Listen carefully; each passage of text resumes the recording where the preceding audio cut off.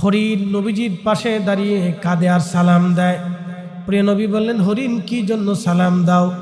বলি, ইয়া রাসূলুল্লাহ, দুঃখ তো আপনাকে ছাড়া আর বলার আমার কেউ নাই, কারণ আপনি রাহমাতুল লিল আলামিন, তামাম সৃষ্টি জগতের জন্য আপনি রহমত। কি দুঃখ তোমার বলো আমার কাছে? বলে, হুজুর, একজন মালিক, একজন বান্দা আমাকে ধরে নিয়ে এসে এই খুঁটির সাথে আমাকে বেঁধে রাখছে। ইয়া রাসূলুল্লাহ, ওই পাহাড়ের জঙ্গলের ভিতরে আমার 2টা বাচ্চা আছে। নবী গো, আমি মা হয়ে আমার 2টা বাচ্চাকে দুধ পান করাইতে পারি নাই। ইয়া নবী আল্লাহ, ওরা ক্ষুধার্ত, ওরা দুধের জন্য মার বিরহে ওরা কান্নাকাটি করে। হুজুর, আমি তো মা, আমার মনে বড় মায়া হয়। হরিণ এসে নবীজিকে বললেন, হুজুর, আপনি আমার ছেড়ে দেন, বাচ্চার প্রতি আমার বড় মায়া লাগতেছে, ওরা কান্নাকাটি করে। নবীজি, আপনি ছেড়ে দেন আমাকে, আমি আমার বাচ্চাদেরকে দুধ পান করাইয়া আবার আপনার কাছে ফিরে আসব। বাচ্চাদেরকে দুধ খাওয়াই আমি আপনার কাছে আবার ফিরে আসবো। নবীজি, আপনি আমার ছেড়ে দেন। আল্লাহ নবী বলেন, হরিণ, তুমি কি আবার ফিরে আসবে? বলে, হ্যাঁ ইয়া রাসূলুল্লাহ, আমি ওয়াদা করলাম আমি আপনার কদমে আবার ফিরে যে হাজিরা দিব। নবীজি, আমার বাচ্চাদেরকে দুধ পান করাইয়া ওদের কাছ থেকে বিদায় নিয়ে আসি। আল্লাহর নবী হরিণের রশি ছেড়ে দিলেন, হরিণ চলে গেল বাচ্চাদের কাছে। হরিণের মালিক আসছে, ইয়া রাসূলুল্লাহ, আপনি হরিণ কি ছেড়ে দিয়েছেন? নবী বললেন, হ্যাঁ, আমি হরিণ ছেড়ে দিয়েছি। তবে কেন ইয়া রাসূলুল্লাহ, তুমি কি হরিণের মালিক? বলে, হ্যাঁ ইয়া নবী আল্লাহ। তাহলে শোনো, এই হরিণ আমার কাছে তার বাচ্চাদের কথা বলেছে। 2টা বাচ্চা আছে, বাচ্চারা ক্ষুধার্ত এই পাহাড়ের ভিতরে আছে। এই হরিণ তার বাচ্চাদেরকে দুধ খাওয়াইতে গেছে। সাহাবী বলতেছি, ইয়া রাসূলুল্লাহি, হরিণ তার বাচ্চাদের কথা বলে চলে গেল, সে কি আর কোনোদিন ফিরে আসবেনি? নবী বলেন, হ্যাঁ, আমার সাথে ওয়াদা করছে হরিণ আবার আমার কাছে ফিরে আসবে। সাহাবী আশ্চর্য, কি করে হয় একটা হরিণ ফিরে যাওয়ার পরে আবার ফিরে আসে? দেখি আজকে নবীর মুজিজা। ঠিক তাই, কিছু সময় পরে হরিণ তার বাচ্চা নিয়ে নবীজির সামনে দাঁড়িয়ে গেলেন। হরিণ কাঁদে, ইয়া রাসূলুল্লাহ, ইয়া হাবিবাল্লাহ, আমি আমার বাচ্চাদের কাছে দুধ পান করাইতে গেছি, বাচ্চারা আমার সাথে চলে আসছে আপনাকে দেখার জন্য। নবীজি, আমি আমার বাচ্চাদেরকে আনতে চাই নাই, কিন্তু বাচ্চারা আমার পিছে পিছে চলে আসছে। আল্লাহর নবীর মায়া লেগে গেল। হরিণ, তুমি তোমার ওয়াদা ঠিক রাখছো। রে হরিণের মালিক, তোমার হরিণ আমার কাছে বিক্রি করে দাও। হরিণের মালিক বলি, ইয়া রাসূলুল্লাহ, বিক্রি করা লাগবে না। বলেন আপনি কি করতে বলেন, আপনার মহান মুজিজা আমি দেখেছি। তাহলে যদি বিক্রি না করো, হরিণ মুক্ত করে দাও। বলে, হুজুর, আমি হরিণ মুক্ত করে দিলাম। আল্লাহর নবী বলেন, হরিণ, তুমি তোমার বাচ্চা নিয়ে চলে যাও, তোমাকে মুক্ত করে দেওয়া হলো। হরিণ তার বাচ্চাদেরকে নিয়ে আনন্দ করতে করতে বাচ্চাগুলি লাফায়া লাফায়া মার সাথে চলে গেল। আমার নবীকে সালাম দিতে দিতে হরিণ বনের মধ্যে চলে গেল। একবার আওয়াজ তুলে বলা যাবে কি আল্লাহু আকবার। তোমার ওই নাম শুনিলাম, এই চোখে দেখলাম না। তোমার ওই নাম শুনিলাম, এই চোখে দেখলাম না। এই সুর যদি শুনে থাকো, একবার দেখা দাও না। এই সুর যদি শুনে থাকো, একবার দেখা দাও না। হে রাসূল, তোমায় ভালোবাসি, অন্তরে শুধু মুখে নয়, জান্নাতের আশায় নয় হে রাসূল, জাহান্নাম কেউ ডরি না। আল্লাহুম্মা সাল্লি আলা।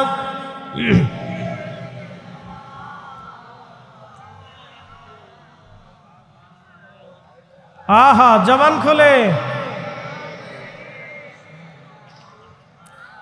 মাওলানা মুহাম্মাদ আল্লাহুম্মা সাল্লি। ঠিক আছে, ঠিক আছে। ইঞ্জিনিয়ার সাথে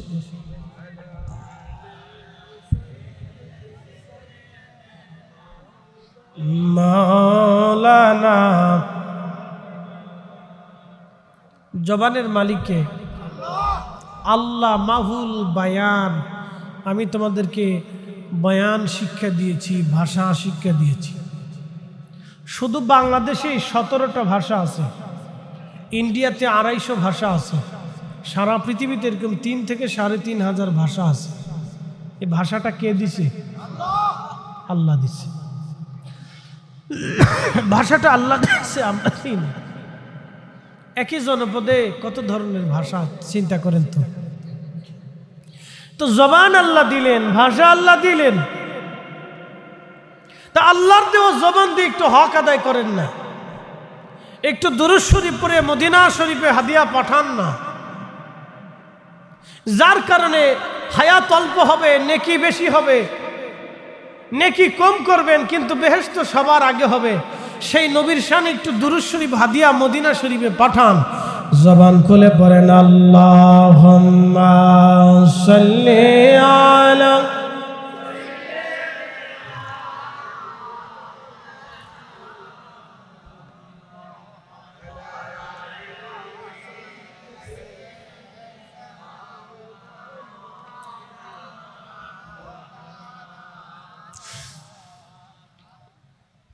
তোমার ওই বাবার আশাই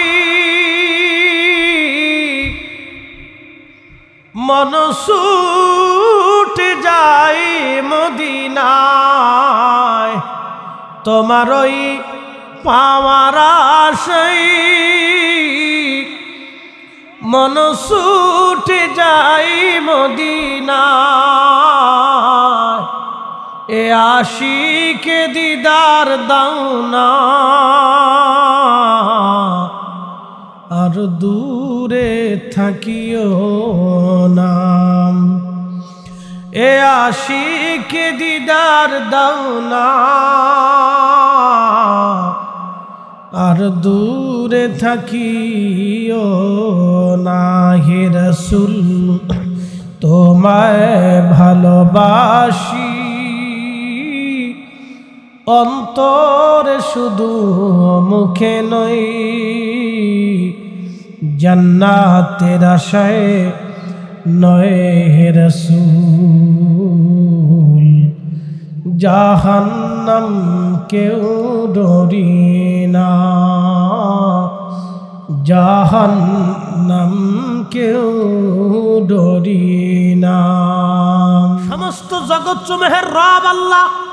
একসাথে গান আল্লাহু আকবার। তাহলে আপনারা বলেন আমরা ফিরে যাব কার কাছে? ওয়া ইন্না ইলাইহি রাজিউন। আমরা আল্লাহর কাছে ফিরে চলে যাব, আল্লাহর কাছে ফিরে চলে যাব। ও আদম রে, পাকে ধরিয়া গেছে দাড়ি, দন্ত বাসে গুটা চারি। সমন জারি গিয়াছে করিয়ারে সোনার আদম। জিন্দেগি তোর যাই ফাঁকি দিয়াম, জিন্দেগি তোর যাই রে ফাঁকি দিয়া রে সোনার আদম। জিন্দেগি তোর যাই ফাঁকি দিয়াম। এতে করে যশোরবাসী খুব মনোযোগ দিবেন, আমরা আল্লাহর কাছে চলে যাব। আমরা আল্লাহর কাছে চলে যাব, আমরা আল্লাহর কাছে চলে যাব, আল্লাহর কাছে চলে যাব। আমাদের রুহু আল্লাহ নিয়ে চলে যাবেন, কিন্তু এই বডি দুনিয়াতে পড়ে থাকবে। রুহু আল্লাহ নিয়ে চলে যাবেন, কিন্তু এই বডি পড়ে থাকবে। আচ্ছা বলেন তো, রুহু যখন আল্লাহর কাছে চলে যাবে, এই বডির কি কোনো দাম আছে? জোরে বলেন, একসাথে বলেন, দাম আছে? তো দাম না থাকলে গোসল দেওয়ান কে? দাম না থাকলে এইভাবে আদর যত্ন করে কবরে নামান কে? তাহলে হিন্দুদের মতো সীতার ভিতরে দিয়ে বাঁশ খুঁটি দিয়ে কায়দা মতো গুতাইয়া পুরাই ফেললেন নাকি?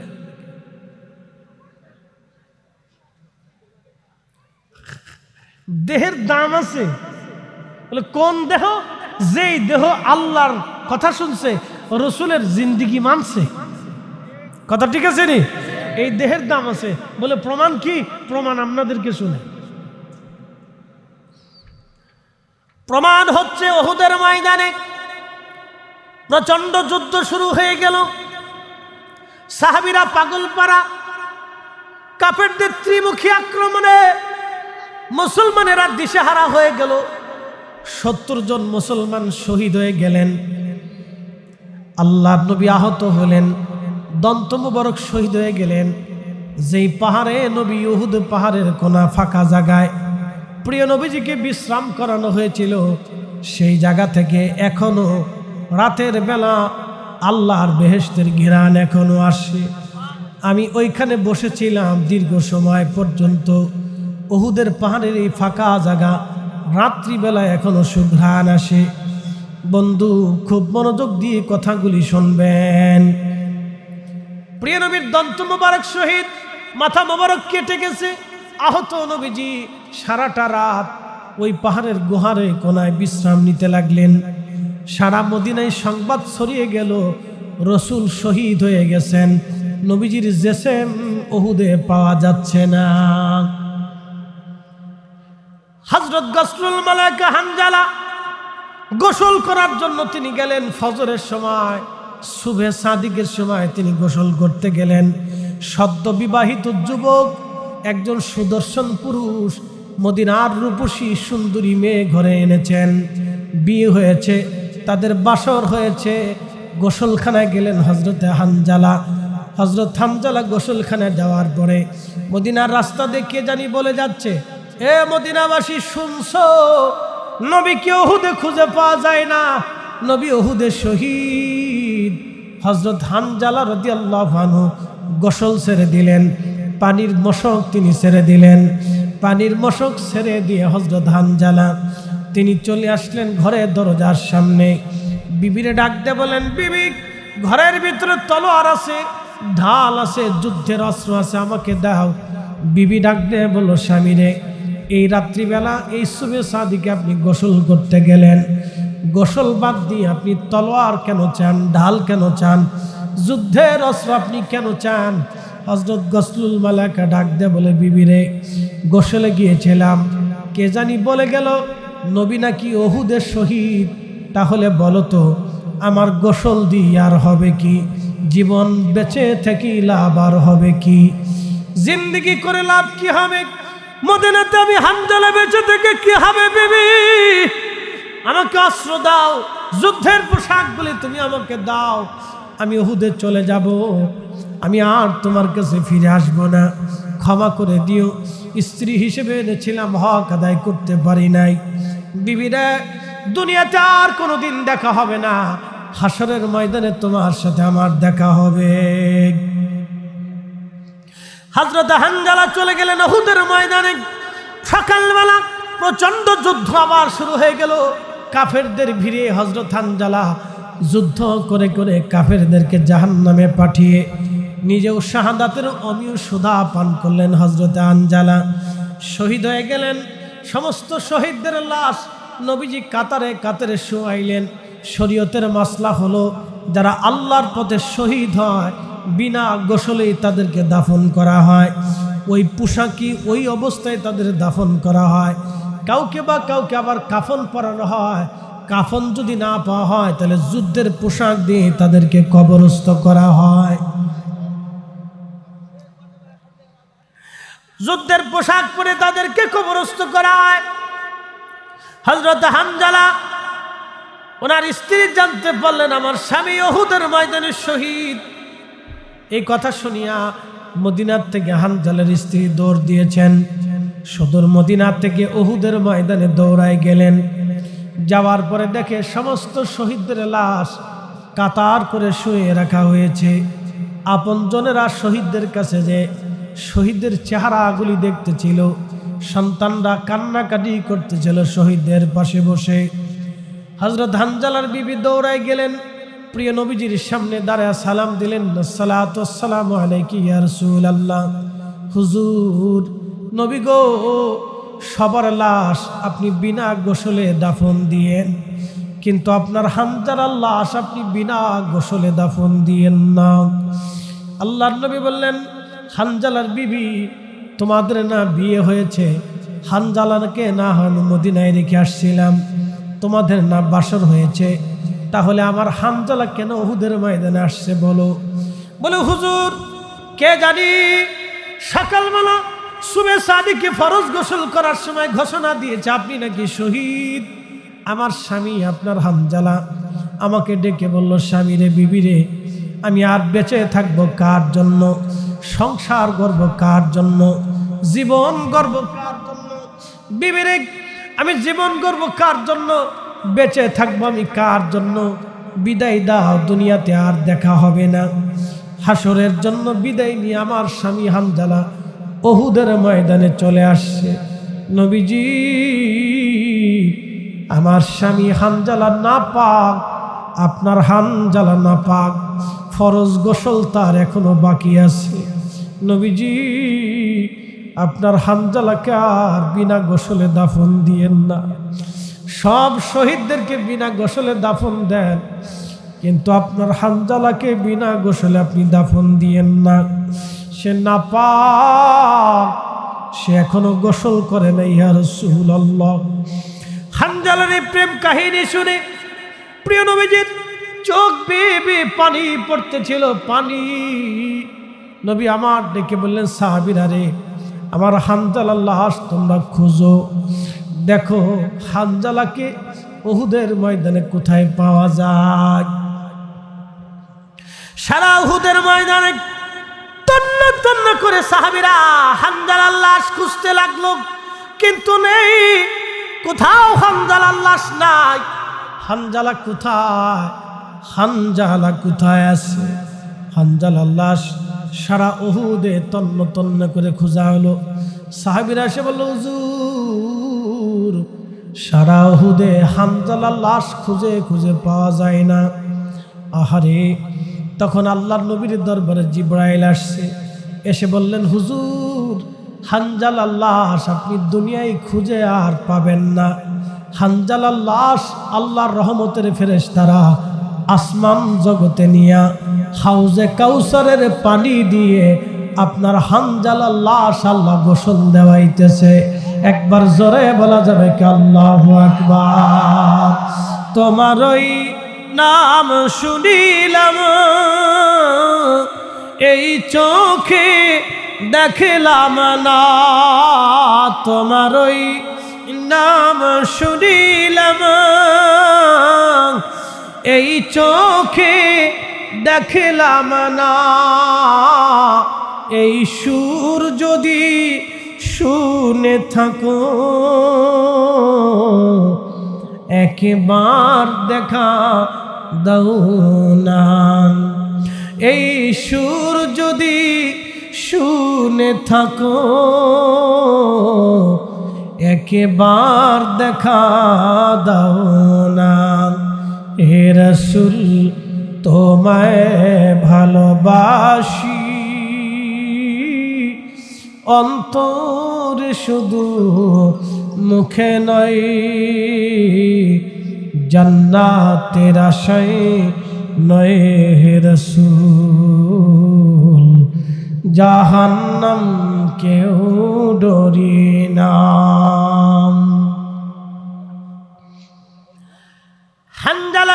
আকাশে গোসল দেওয়া হয়, একসাথে বলবেন আল্লাহু আকবার।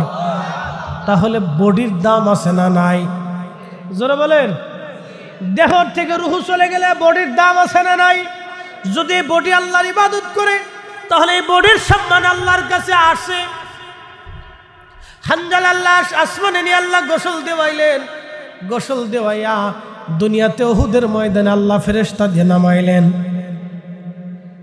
সাহাবীরা বললেন আমরা দৌড়ায় দৌড়ায় চলে গেলাম হানজালাকে দেখার জন্য। যাওয়ার পরে দেখি তার চুল ভিজা, দাড়িগুলি ভিজা, দাড়ি এবং চুল বে বে বে বে বেহেশতের হাউজে কাউসারের পানিগুলি ফুটায় ফুটায় ফুটায় ফুটায় জমিনে উহুদের মাটির মধ্যে পানিগুলি পড়তেছিল। সুঘ্রাণ আসতেছিল, বেহেশতের ঘ্রাণ তার শরীর থেকে আসতেছিল। একটা জবান বন্ধ থাকবে না, চিৎকার মেরে জোরে বলেন আল্লাহু আকবার।